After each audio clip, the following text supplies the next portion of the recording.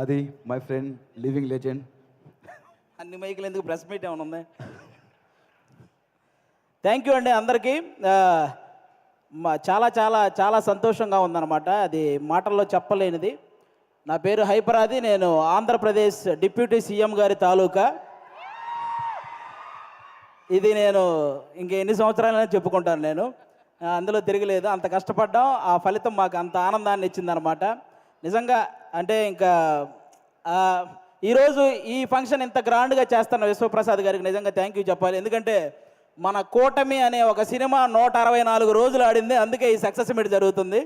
కాబట్టి ఈ సక్సెస్ మీట్కి వచ్చిన మీ అందరికీ కూడా థ్యాంక్ యూ సో మచ్. అంటే ఒక కొడుకు తను సంపాదించిన మొదటి సంపాదన వాళ్ళ తల్లికి ఒక చీర ఇచ్చినప్పుడు ఆ తల్లి కళ్ళల్లో ఎంత ఆనందం అయితే కనపడుతుందో, అలాగే అదే కొడుకు ఎదిగి తను కొనుక్కున్న బైక్ మీద తన తండ్రిని కూర్చోబెట్టుకున్నప్పుడు ఆ తండ్రి కళ్ళల్లో ఎంత ఆనందం అయితే కనపడుతుందో, పవన్ కళ్యాణ్ గారు గెలిచినప్పుడు ప్రతి జన సైనికుడి కళ్ళల్లో అలాంటి ఆనందాన్ని నేను చూశాను.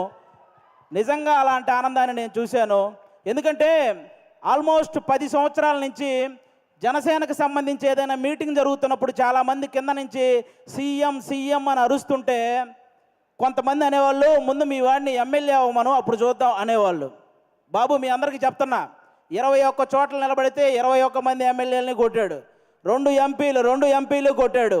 ఇప్పుడు మాట్లాడండి ఎవరైనా, ఆంధ్రప్రదేశ్కి డిప్యూటీ సీఎం, మరి ఇంకెంతకంటే ఏం చెప్పాలి? వాళ్ళందరికీ ఈరోజు చెప్తున్నాను, రాజకీయం అనేది బ్రతికి ఉన్నంతకాలం పవన్ కళ్యాణ్ అనే పేరు వినబడుతూనే ఉంటుంది. అలాంటి సక్సెస్ని మీరు ఈరోజు చూశారు. నాకు తెలిసి 10వ తరగతి సోషల్ బుక్లో మీరందరూ చరిత్రల గురించి చదువుతుంటారు, చాలామంది రాజుల చరిత్ర. వాళ్ళందరికీ ఏమాత్రం తీసిపోని చరిత్ర ఈరోజు పవన్ కళ్యాణ్ గారిది. ఆ రాజుల కాలంలో వాళ్ళు చేసిన యుద్ధాలు, లేకపోతే కుర్చీల కోసం కొట్లాట, చావులు, ఇవి మాత్రమే ఉంటాయి. కానీ మన పవన్ కళ్యాణ్ గారి చరిత్రలో త్యాగాలు, సహాయాలు ఇవి ఉంటాయి. ఇలాంటి నాయకుడి గురించి ప్రతి ఒక్కరూ మాట్లాడుకోవాలి, ప్రతి ఒక్కరూ ఆయన్ని ఇన్స్పిరేషన్గా తీసుకోవాలని మనస్ఫూర్తిగా కోరుకుంటున్నాను. ఈ ప్రపంచంలో ఎలాంటి నాయకుడైనా గెలిస్తే ఒక గర్వం ఉంటుంది, కానీ ఒక్క పవన్ కళ్యాణ్ గారిలోనే గెలిచిన తర్వాత ఒక భయాన్ని నేను చూశాను. ఎందుకంటే ప్రజలు నా మీద ఇంత బాధ్యత పెట్టారు, ఆ బాధ్యతని 100% స్ట్రైక్ రేట్తో ఎలాగైతే నేను ఎమ్మెల్యేలని సాధించానో అదే 100% స్ట్రైక్ రేట్తో ఆ బాధ్యతలన్నీ నిర్వర్తించాలనే భయం ఆయన కళ్ళల్లో నేను చూశాను. అలాంటి నాయకుడు మనకు దొరికినందుకు నిజంగా మనం అదృష్టంగా భావించాలి.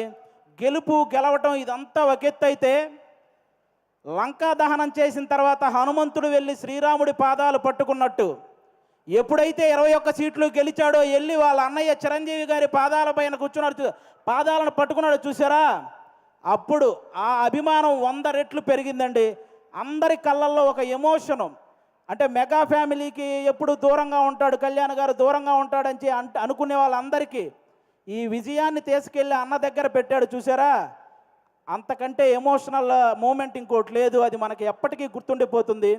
అలాంటి ఎన్నో హ్యాపీ మూమెంట్స్ని మనకిచ్చినటువంటి పవన్ కళ్యాణ్ గారికి, అలాగే జనసేన కోసం కష్టపడిన ప్రతి జన సైనికుడికి ఈ సభ ద్వారా అందరికీ కూడా నా ధన్యవాదాలు చెప్పుకుంటున్నాను.